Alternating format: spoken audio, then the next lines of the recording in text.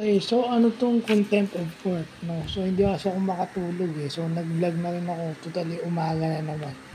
So contempt of court, eto raw yung panggugulo ng, isang tao sa maayos na proseso ng ating hukuman. So 'pag ginulo mo yung proseso ng hukuman o ginulo mo yung isang orderly process, puwede kang kasuhan ng contempt of court.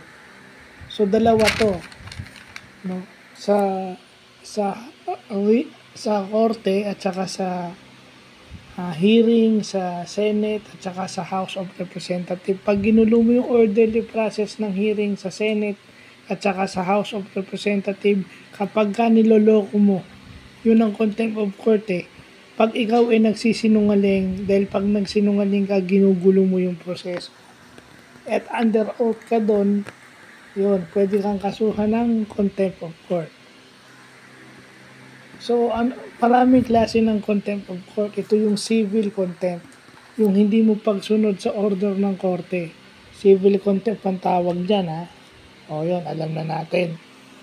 And then, yung criminal contempt, yun yung ina-undermine mo o binabaliwala mo yung authority ng korte. Hindi lang sa hindi ka sumusunod, kumbaga binabaliwala mo o parang nilalait mo yung authority ng hukuman. Yan.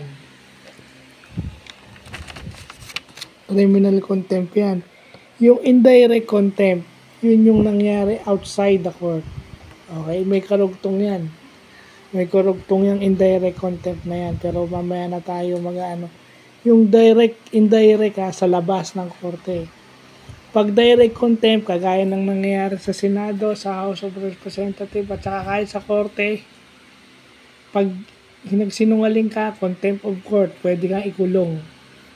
Hanggat hindi ka nagsabi ng totoo. Pag sinabi ng mga kongresista, senators, and mga judges na I'll cite you in contempt, yun na yun. Kasi nanggugulo ka. Yung sinasabi kong kapatid ng indirect contempt, kaya dito rin pumapasok kung bakit meron tayong gag order. Na hindi tayo pwede magsalita while trial is going on kasi iniiwasan yung contempt by publication. Kumbaga yung pagpapublish ng information na pwedeng makaapekto sa outcome ng isang kaso. So yun yung contempt by publication. No? May mga ganun pala. So, ibig sabihin, kaya may gag order para maiwasan yung paglalathala o pagsusulat sa mga print, media, sa TV, sa radio, at maging online ng mga information na pwede makaapekto sa takbo ng kaso. So, ang tawag doon is contempt by publication. No?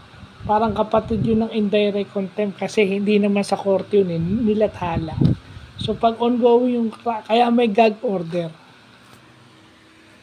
So, yun lang po.